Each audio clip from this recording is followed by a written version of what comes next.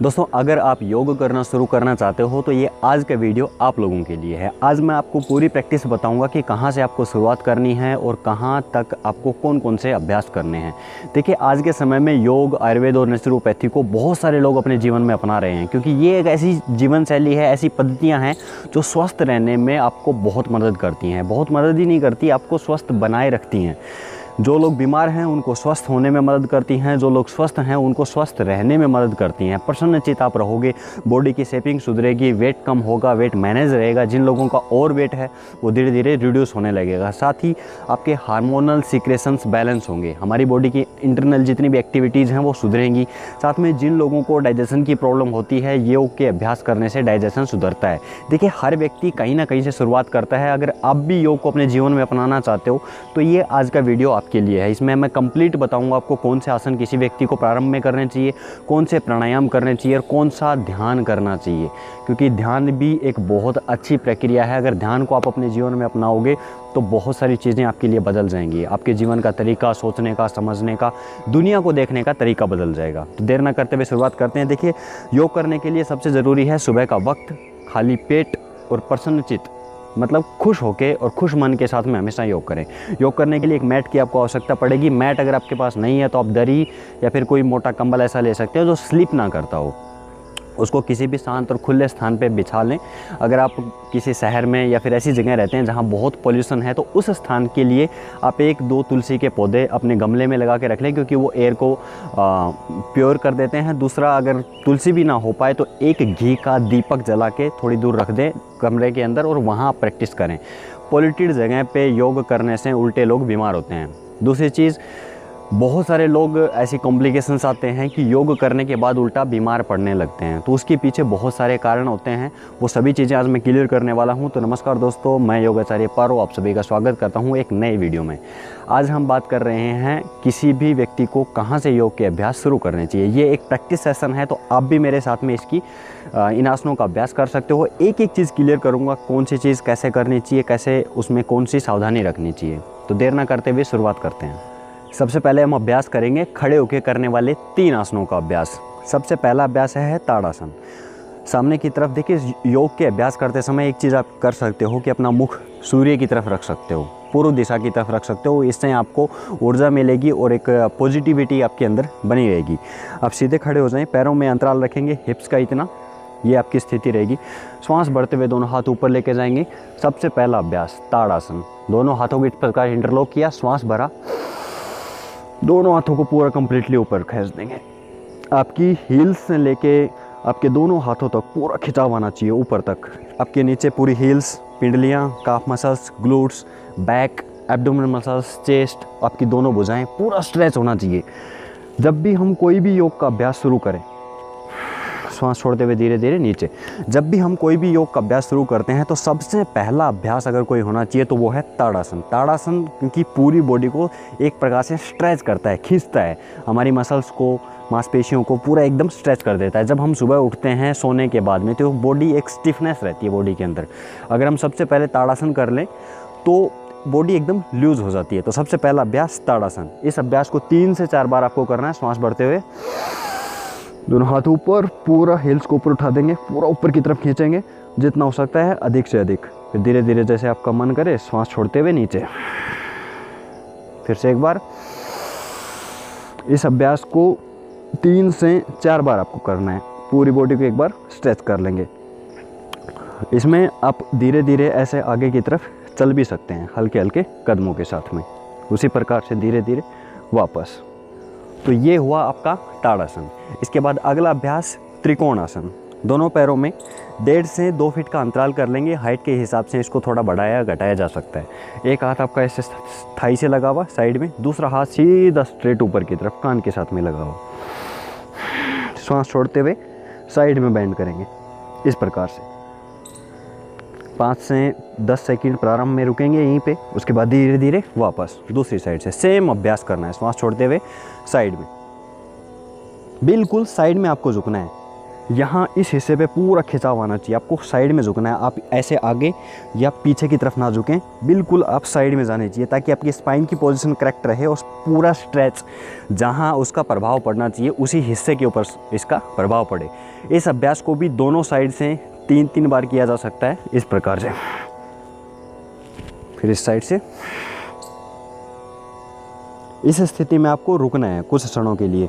उस स्ट्रेच को, उस खिंचाव को जो आपके यहाँ इस हिस्से के ऊपर आ रहा है उसको महसूस करना है। दूसरी साइड से सेम अभ्यास। तो 3-3 4-4 बार करने के बाद 10-10 सेकंड होल्ड करें, फिर धीरे धीरे इस समय को बढ़ाएंगे, 15 सेकंड तक लेके जाएंगे। अगला अभ्यास है हस्तोत्थान आसन। पूरी आपकी फ्रंट बॉडी को स्ट्रेच कर देगा। सांस भरते हुए दोनों हाथ ऊपर और पीछे की तरफ। इस स्थिति में आपके घुटने बिल्कुल सीधे रहेंगे, ठीक है। हाथों को ऊपर खींच के रखेंगे, हल्का सा पीछे बेंड करेंगे। हस्तोत्थान आसन।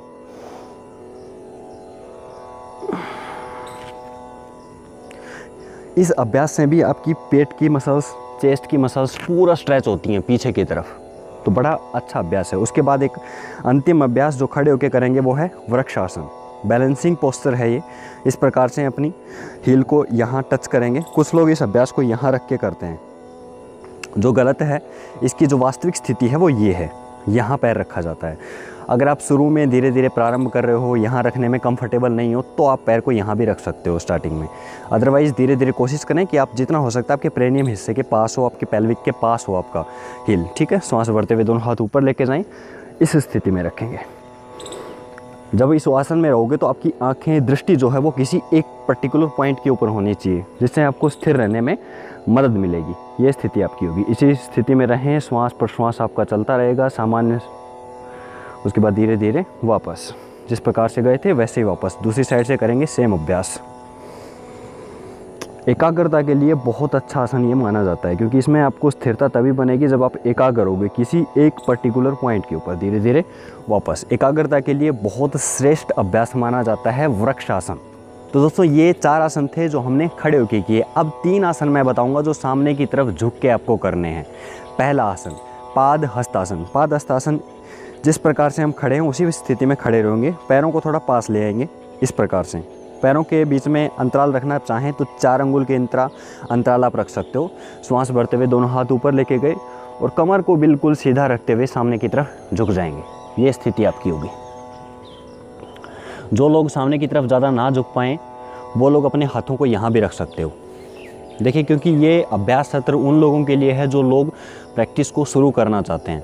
तो ध्यान से समझें किस प्रकार से अभ्यासों को करना है। आपके शरीर में कॉम्प्लिकेशंस या प्रॉब्लम नहीं आनी चाहिए, क्योंकि योग के अभ्यास करने से बहुत बार ऐसा देखा गया है कि लोगों की बैक में स्ट्रेच आ जाता है, बैक में स्ट्रेन आ गया, बैक में दर्द होने लगा और फिर वो अभ्यास को छोड़ देते हैं, क्योंकि उनको सही प्रॉपर तरीका नहीं पता होता। तरीका ये है पादहस्त करने का कि आपको श्वास भरते ऊपर लेके गए हाथ, श्वास छोड़ते हुए सामने इस प्रकार से आना है, ठीक है।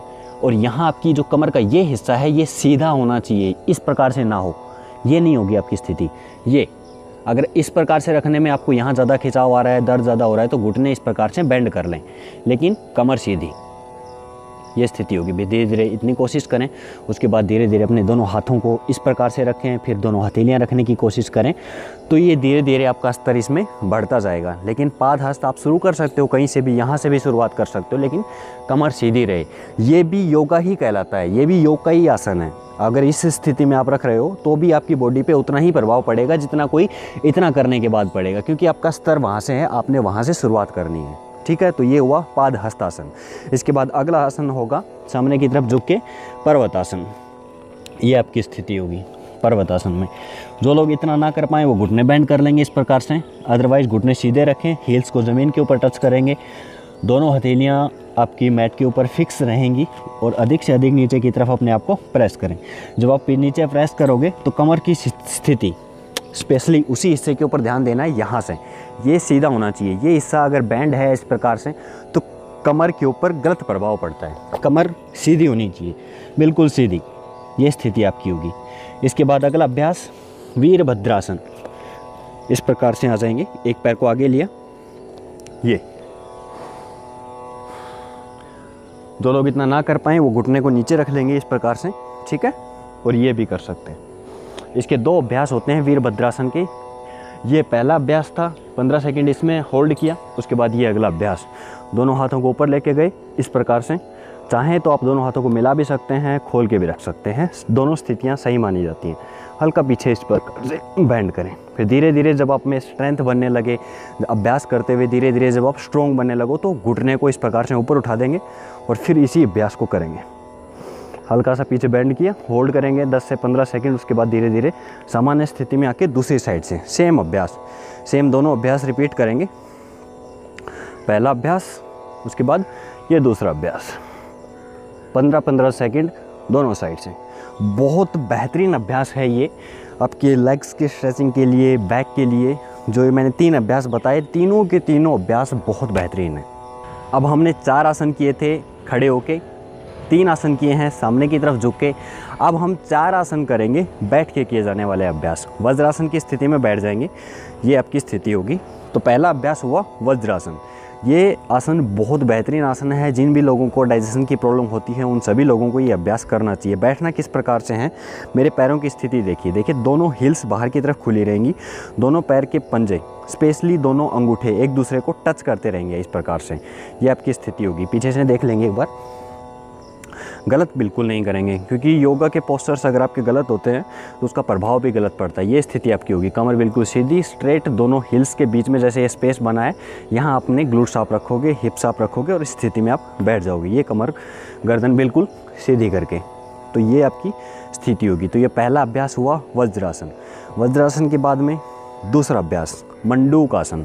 मंडूकासन बहुत बेहतरीन और श्रेष्ठ आसनों में से माना जाता है क्योंकि इस आसन को करने से आपके शरीर के एब्डोमिनल एरिया के ऊपर स्पेशली प्रभाव पड़ता है। और पेट जो होता है ये हमारे पूरे शरीर का एक विशेष संस्थान होता है जो पूरे शरीर की मेटाबॉलिक प्रक्रिया को, हमारे डाइजेशन को मेंटेन करता है।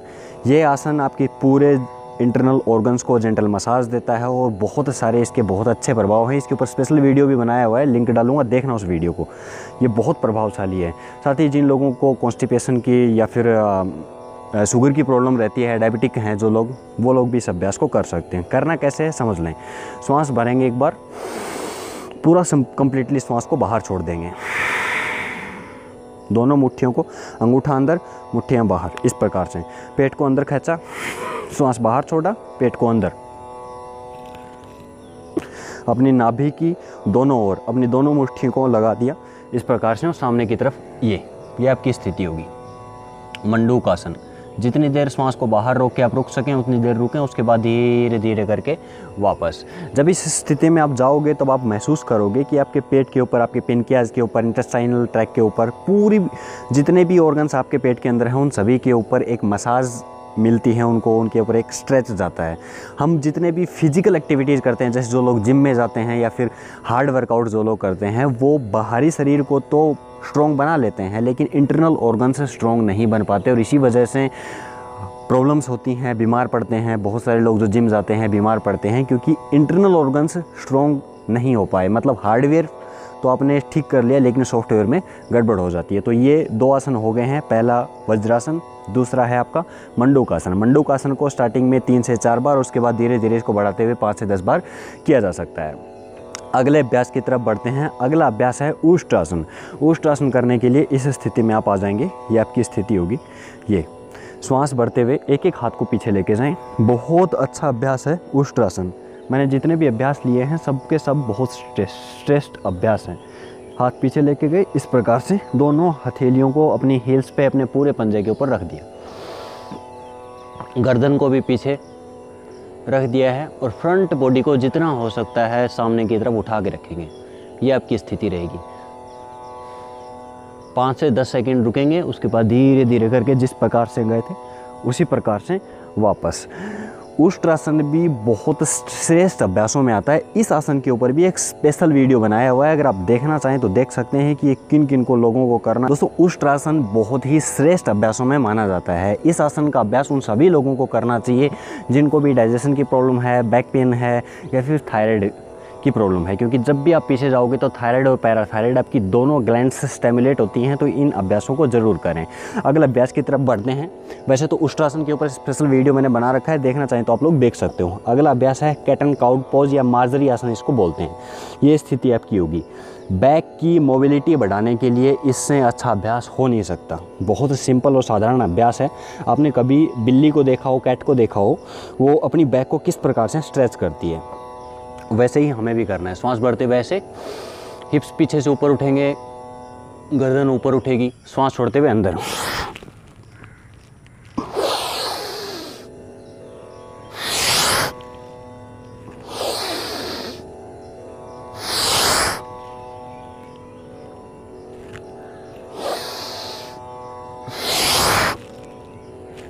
ये आपकी स्थिति होगी। अंदर आओगे, पूरी बैक ऊपर की तरफ, नीचे गए तो पूरा बाहर की तरफ। कैट को कभी देखना है, बिल्ली को देखना, बैक को स्ट्रेच बहुत अच्छे तरीके से करती है। जितने भी आसन हैं ये सभी जीव जंतुओं को, वृक्षों को, स्पेशली जानवरों को देख के बनाए गए हैं। उनकी स्थितियों को देख के, पक्षियों को देख के, जितने भी जीव जंतु हैं सबको देख के ये बनाए गए। हमने सीखा है इन जानवरों से, इन पक्षियों से किस प्रकार से रहा जाता है। अगले अभ्यास की तरफ बढ़। अगले अभ्यास के लिए आपको इस स्थिति में बैठने की ज़रूरत है। दोनों पैरों को इस प्रकार से मिला लेंगे। इसको भद्रासन भी बोलते हैं या तितली आसन भी इसको बोला जाता है। ये स्थिति आपकी होगी। दोनों पैरों को साइड में फ्लेक्स करेंगे। आपके पेल्विक के लिए, आपकी थाई मसल्स के लिए, इंटरनल एक्सटर्नल थाई मसल्स के लिए, ग्लूट्स के लिए बहुत ही अच्छा अभ्यास है तितली आसन। ये होगा आपका। योग के सभी अभ्यासों में श्वास की प्रक्रिया चलती रहेगी, श्वास नहीं रुकनी चाहिए आपकी। ज़्यादातर लोग योग के अभ्यास करते समय श्वास को भूल जाते हैं, श्वास के ऊपर ध्यान नहीं रखते। देखिए, योग तभी योग रहता है जब उसके साथ में आप श्वास जोड़ते हो। यौगिक क्रिया या यौगिक अभ्यास वो तभी कहलाएगा जब उसके साथ में आपकी श्वास जुड़ेगी, आपकी जो ब्रीदिंग है वो आपकी बॉडी मूवमेंट के साथ में मूव करेगी, तब वो यौगिक अभ्यास होगा। तो ये अभ्यास आपको करना है। 8 से 10 बार इस प्रकार से फ्लैक्स करें धीरे धीरे। जो लोग इतना ना कर पाएँ, वो जितना, जैसे कुछ लोगों के घुटने इतने ऊपर उठे हुए रहेंगे, तो यहीं से करें धीरे धीरे। दोनों हाथों से इस प्रकार से उनको नीचे दबाने की कोशिश करें। फिर धीरे धीरे वो नीचे आने लगेंगी। ये फ्लेक्सिबिलिटी आपकी बढ़ जाएगी। और हिप्स फ्लेक्सिबल होना बहुत ज़रूरी है। अगर हिप्स स्टिफ हैं आपके, तो इससे आपको धीरे धीरे प्रॉब्लम्स होने लगेंगी। हिप्स स्टिफ हैं तो हिप्स जॉइंट्स में पेन होगा, मोबिलिटी कम हो जाएगी, धीरे धीरे मूवमेंट कम होगा। और जैसे जैसे आपकी एज बढ़ेगी ऐसे कॉम्प्लिकेशंस आपको आने लगेंगी। तो ये कुछ आसन थे जो बैठ के करने थे। अब आसन करेंगे लेट के करने वाले आसनों का अभ्यास। मैट के ऊपर लेट जाएंगे पेट के बल। लेट के हम 3 आसन करेंगे। पहला आसन करेंगे भुजंग आसन। भुजंग आसन करने के लिए दोनों हाथों को सीने की बगल में रख देंगे। श्वास भरते हुए सामने से इस प्रकार से उठा दें। पूरा कोहनी ऐसे नहीं, ऊपर नहीं उठानी है, कंधों को ऐसे ऊपर नहीं उठाना है, कंधे पीछे रहेंगे, रिलैक्स मोड में रहेंगे। चेस्ट जितनी हो सकती है आगे की तरफ उभरी हुई और पीछे की तरफ बेंड करना है। जो लोग इतना ना कर पाएँ वो यहीं तक करें, जो लोग इतना भी ना कर पाएँ वो यहीं से इतना करने की कोशिश करें। धीरे धीरे इसको ऊपर उठाएं, ऊपर उठाएं, ऊपर उठाएं। धीरे धीरे जैसे जैसे आप करते जाओगे इसमें सुधार आता जाएगा। श्वास भरते हुए फिर से एक बार देख लेंगे, समझ लें। श्वास भरते हुए ऊपर उठाया, ये आपकी स्थिति होगी। कंधे ऐसे उठे हुए नहीं रहेंगे। फिर से एक बार मैं नोटिस करवा रहा हूँ आपको, कंधे ऐसे ऊपर नहीं रहेंगे, कंधे पीछे होनी चाहिए, रिलैक्स मोड में। ये आपकी स्थिति होगी। इसको बोलते हैं भुजंग आसन। बैक पेन के लिए, बैक की मसल्स को स्ट्रेच करने के लिए सबसे श्रेष्ठ और बेहतरीन अभ्यास इसको माना जाता है। अगले अभ्यासों की तरफ बढ़ते हैं। अगला अभ्यास है शलभासन। शलभासन करने के लिए इसी प्रकार से लेटे रहेंगे आप। दोनों हथेलियों को अपनी थाई मसल्स के नीचे रख देंगे इस प्रकार से। एक एक पैर को उठाएंगे। इसके 3-4 वेरिएशन हैं। एक एक पैर को ऊपर उठाएंगे, नीचे लेके आएंगे।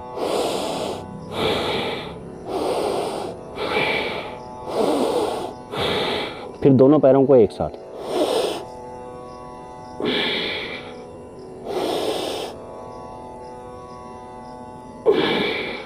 ये आसन आपकी बैक बॉडी को, ग्लूट्स हो, उसमें आपकी हैमस्ट्रिंग मसल्स हो, यहाँ से थाई मसल्स हो, बैक हो, कमर हो, ऊपर का हिस्सा हो, पूरी बॉडी को स्ट्रेंथ देने के लिए इससे श्रेष्ठ अभ्यास हो नहीं सकता। इस अभ्यास को करना शुरू करो। शलभासन। शलभासन के बाद अगले अभ्यास की तरफ मूव करते हैं धनुरासन। दोनों घुटने इस प्रकार से बेंड कर लें पीछे से, दोनों हाथों को पीछे लेके जाएं, टखने के पास से पकड़ेंगे और उठा देंगे। ये धीरे धीरे वापस। जिससे जितना बन पड़े आप उतना ही करें, ज़्यादा अधिक करने की आवश्यकता नहीं है स्टार्टिंग में। धीरे धीरे वापस। तो ये 3 अभ्यास थे जो पेट के बल लेट के करने वाले आसन थे। अब 3 अभ्यास ही हम करेंगे पीठ के बल लेट के करने वाले अभ्यास। यहीं से लेट जाएंगे, पीठ के बल, पीठ के बल लेटने के बाद पहला अभ्यास जो आपका होगा वो है उत्तान पादासन। उत्तान पादासन में दोनों पैरों को 30 डिग्री ऊपर तक उठाना होता है। दोनों हाथ ज़मीन के ऊपर रहेंगे, दोनों थाइस के बगल में, पूरी बॉडी लेटी रहेगी, सिर्फ पैरों को उठाना है। ये आपकी स्थिति होगी। जितनी देर रख सकें, 10 सेकंड, 15 सेकंड, 20 सेकंड, उसी स्थिति में होल्ड करें। उसके बाद धीरे धीरे नीचे। ये अभ्यास पेट के लिए बहुत अच्छा है। जिन लोगों को नेवल डिगने की, नेवल डिस्प्लेसमेंट की प्रॉब्लम होती है, वो इस अभ्यास को करेंगे तो बहुत फ़ायदा होगा। साथ ही आपके डाइजेशन को इम्प्रूव करेगा, आपके एब्जॉर्प्शन पावर को बढ़ाएगा, पेट के ऊपर बढ़ी हुई चर्बी को बहुत हद तक रिड्यूस करेगा। तो ये बहुत अच्छा अभ्यास है। इसके बाद अगला अभ्यास है अर्ध हलासन। दोनों पैरों को फोल्ड करें और इस प्रकार से यहाँ लेके आएंगे। अर्ध हलासन इस प्रकार से, एक प्रकार से 90 डिग्री का एंगल बनता है। दोनों पैरों को 90 डिग्री लेके आए, पूरी बॉडी फ्लैट, ये स्थिति आपकी होगी। जिन लोगों को यहाँ होल्ड करने में समस्या हो तो धीरे धीरे स्टार्टिंग में थोड़ा अपने हाथों को इस प्रकार से सपोर्ट दे सकते हैं, अदरवाइज़ इसी स्थिति में आप रखेंगे। जैसे जैसे आप इस स्थिति में कंफर्टेबल होते जाएं, धीरे धीरे अपने पैरों को पीछे लेके जाएंगे, पूर्ण हलासन। ठीक है, तो ये अभ्यास आप धीरे धीरे, जैसे जैसे आप अभ्यास करते जाओगे, आपके अभ्यासों में सुधार आता जाएगा। अभ्यासों में जैसे जैसे सुधार आता जाएगा, आपकी जो बॉडी का लेवल है वो भी इम्प्रूव होगा, आपके पोस्चर्स का, आसनों का जो स्तर है वो भी धीरे धीरे बढ़ता जाएगा। उसके बाद अंतिम आसन है सर्वांग आसन। सर्वांग आसन एक ऐसा आसन है जो लोग शीर्षासन नहीं कर पाते। जैसे जो लोग अभी अभी योग का अभ्यास शुरू करेंगे तो शीर्षासन उनके लिए एक बहुत बड़ा आसन एक प्रकार से हो जाता है। तो सर्वांग आसन करने से आपको वो सभी फायदे मिल जाएंगे जो शीर्षासन के लिए मिलते हैं। सर्वांग आसन कैसे करना है? इस प्रकार से आपको दोनों पैरों को उठाना है 90 डिग्री, उसके बाद धीरे धीरे ऊपर और पूरी बॉडी को ऊपर उठा देंगे। इससे आपका पूरा ब्लड फ्लो इन्वर्टेड हो जाता है, ऊपर से नीचे की तरफ, आपके सर की तरफ आएगा। बहुत बेहतरीन अभ्यास है। जिन लोगों को भी हेयर फॉल की प्रॉब्लम होती है या फिर सर में कोई प्रॉब्लम है, आपको आई से संबंधित कोई प्रॉब्लम है, स्किन के लिए बहुत अच्छा है, फेशियल ग्लो के लिए ये आसन बहुत श्रेष्ठ माना जाता है। जो लोग शीर्षासन नहीं कर सकते वो सर्वांग आसन करें, क्योंकि ये इसके नाम से जैसे स्पष्ट है सर्वांग आसन। सर्वांग मतलब सभी अंगों के लिए ये अभ्यास है। तो सर्वांग आसन का अभ्यास शुरू करेंगे। तो ये अभ्यास मुख्य तौर पे थे। अंत में करेंगे हम शशांक आसन। शशांक आसन एक रिलैक्सेसिंग पोज है। इस प्रकार से सामने की तरफ लेट जाएंगे, दोनों घुटनों को थोड़ा सा खोल लें सामने से और ये इस प्रकार से लेट जाएं। इस स्थिति में लेटे हुए कुछ लंबे गहरे श्वास लें और अपनी श्वास की गति को सामान्य स्तर के ऊपर लेके आएं।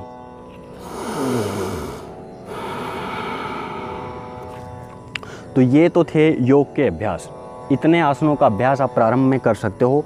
सूर्य नमस्कार भी इसके साथ में ऐड किया जा सकता है अगर आप करना चाहें तो, क्योंकि सूर्य नमस्कार एक संपूर्ण व्यायाम है। उसके ऊपर एक स्पेशल मैंने वीडियो स्पेशल आप लोगों के लिए बनाया हुआ है। उसमें डिटेल्ड बताया है कि किस प्रकार से सूर्य नमस्कार करना है, कौन कौन से अभ्यास आपको करने हैं। इतने अभ्यास कर लोगे, बॉडी आपकी फिट रहेगी, स्वस्थ रहेगी। अब बात करते हैं अंदर से अपने मन को, चित्त को किस प्रकार से हम खुश रख सकते हैं। तो उसके लिए 3 प्राणायाम के अभ्यास मैं बता रहा हूँ। पहला है भस्त्रिका, दूसरा है अनुलोम विलोम और तीसरा है कपालभाति। अंत में 2 अभ्यास हैं जो मेडिटेटिव टाइप के हैं, वो भी मैं आपको बताऊँगा। पहला अभ्यास भस्त्रिका प्राणायाम। लंबा गहरा श्वास लिया,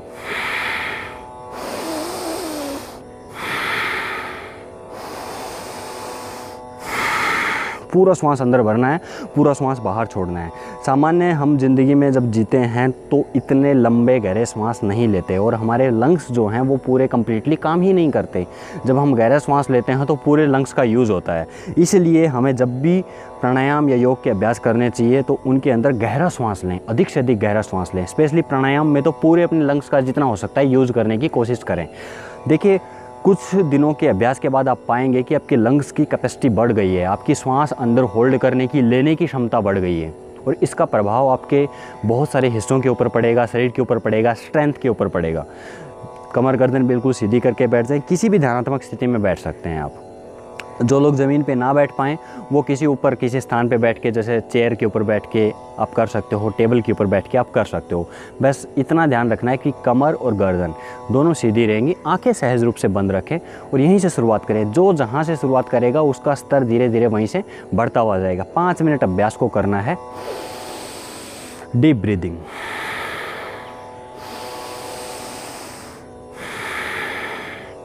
प्राणायाम के अभ्यास करते समय एक नियम याद रखें, आंखें आपकी कंप्लीटली बंद होनी चाहिए पूरे अभ्यास के दौरान। प्राणायाम जब भी करोगे, एक प्राणायाम करो, 2 प्राणायाम करो, 10 मिनट करो, 15 मिनट करो, आधा घंटा करो, आंखें बंद रहेंगी। आंखें बंद रहेंगी, चित्त शांत रहेगा, मन खुश रहेगा। 5 मिनट ये अभ्यास करें। इसके बाद अगला अभ्यास कपालभाति प्राणायाम। पेट को अंदर जाएगा, श्वास बाहर छोड़ेगा। कपालभाति के लिए स्पेशल मैंने वीडियो बनाया हुआ है, अगर आप देखना चाहें तो देख सकते हैं, अदरवाइज सीख लें। देखिए क्या होता है कपालभाति में। एक हथेली अपनी एब्डोमेन के ऊपर रखें इस प्रकार से, और मैं फील करें किस प्रकार से करना है। पेट जैसे अंदर गया, श्वास बाहर।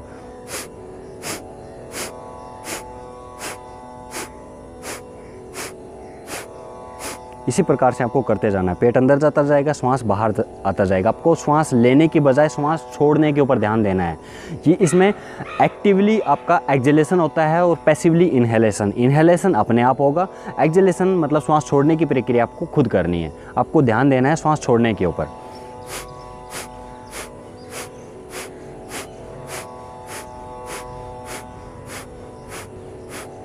इस अभ्यास को धीरे धीरे शुरू करें। स्ट्रोक धीरे लगाएंगे, स्ट्रोक तेज़ी के साथ में नहीं लगने चाहिए। जैसे आप पेट अंदर लेके जाते हो तो झटका जो है वो तेज़ी के साथ ना दें, क्योंकि देखा गया है कि जब आप तेज़ी के साथ झटका देते हो तो बैक में पेन होने के चांसेस रहते हैं। जिन लोगों को पेट की कोई समस्या है तो इससे बढ़ सकती है, तो वो लोग धीरे धीरे स्ट्रोक लगाएं। 1 सेकंड में 1 स्ट्रोक लगाएंगे। इस अभ्यास को भी 5 मिनट से शुरू करके धीरे धीरे 10 मिनट और 15 मिनट तक किया जा सकता है। इसके बाद तीसरा प्राणायाम का अभ्यास अनुलोम विलोम प्राणायाम। इसको अल्टरनेट नोस्ट्रल ब्रीदिंग भी बोला जाता है, और ये आसन इतना श्रेष्ठ है कि आपकी सभी नाड़ियों को, 72,000 नाड़ियाँ बताई गई हैं, सभी नाड़ियों को शुद्ध करता है। इसी को नाड़ी शोधन प्राणायाम भी बोला जाता है, इसमें थोड़ा सा चेंजमेंट करके। आज हम कर रहे हैं सिर्फ अनुलोम विलोम प्राणायाम का अभ्यास। अनुलोम विलोम करने के लिए राइट हैंड को उठाएंगे, राइट नोस्ट्रिल को बंद करेंगे, लेफ्ट से श्वास को अंदर लेंगे, बीच की 2 उंगलियों से लेफ्ट नोस्ट्रिल को बंद किया, राइट से सांस को बाहर छोड़ दिया, फिर को राइट से अंदर, लेफ्ट से बाहर। अल्टरनेट नोस्ट्रल ब्रीदिंग, जिस साइड से श्वास ले रहे हो उसके विपरीत साइड से श्वास को बाहर छोड़ना है। यही प्रक्रिया चलती रहेगी। इस साइड से श्वास लिया, उस साइड से श्वास को बाहर छोड़ दिया, इस साइड से श्वास लिया, इस साइड से श्वास को बाहर छोड़ दिया। अल्टरनेट नोस्ट्रल ब्रीदिंग ब्रेन के लिए, आइज़ के लिए, आपकी इंटेलेक्चुअल पावर के लिए सबसे बेस्ट अभ्यास है। आपके नर्वस सिस्टम को एक्टिवेट करने के लिए सबसे बेहतरीन अभ्यास। के बाद अगले अभ्यास की तरफ बढ़ते हैं। 2 अभ्यास जो मन की शांति के लिए, स्ट्रेस रिलीफ के लिए सबसे अच्छे हैं। पहला है भ्रामरी, दूसरा है उद्गीत। भ्रामरी प्राणायाम करने के लिए 3 उंगलियां इस प्रकार से आंखों के ऊपर रखें। फर्स्ट फिंगर जो है वो फोरहेड के ऊपर रखी जाएगी। अंगूठे से कान के बाहर का जो कार्टिलेज होता है इसको अंदर की तरफ दबाना है इस प्रकार से, ताकि कान कम्प्लीटली क्लोज हो जाएं और जो हमिंग साउंड आप अंदर क्रिएट करोगे उसको कम्प्लीटली आप सुन पाओगे। ये स्थिति होगी आपकी। श्वास पूरा अंदर भरोगे और एक मधुमक्खी जिस प्रकार से ध्वनि पैदा करती है उसी प्रकार से इसको करना है।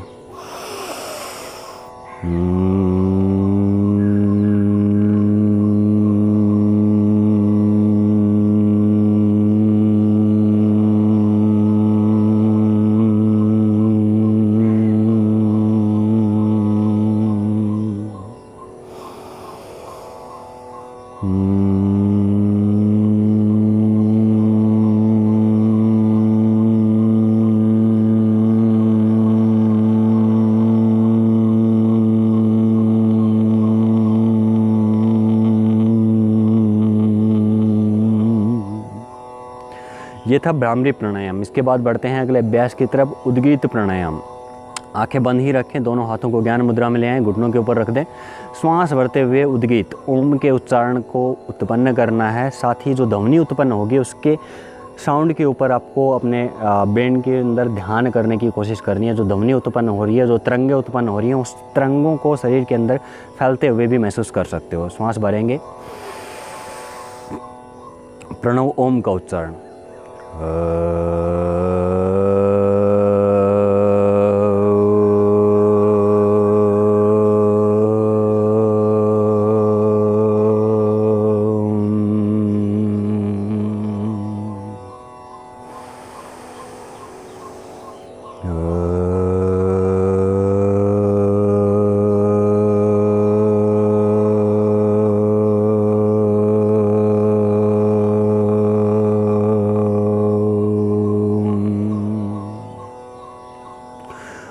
उद्गीत और भ्रामरी दोनों प्राणायामों को 5 बार से शुरू करके 10 बार से लेके धीरे धीरे 15 से 20 बार किया जा सकता है। आवश्यकता के हिसाब से जो लोग इंटेलेक्चुअल पावर या फिर इंटेलेक्चुअल काम ज़्यादा करते हैं, ब्रेन का यूज़ ज़्यादा करते हैं, वो लोग इन अभ्यासों को ज़्यादा करें, क्योंकि ब्रेन को रिलैक्स करने के लिए, आपकी पिट्यूटरी और पीनियल ग्लैंड को स्टिमुलेट करने के लिए सबसे अच्छे अभ्यास हैं ये। स्ट्रेस रिलीफ के लिए सबसे अच्छे अभ्यास हैं।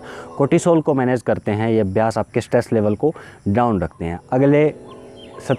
अगले जो अभ्यास है वो हमारा है एक छोटा सा ध्यान का अभ्यास।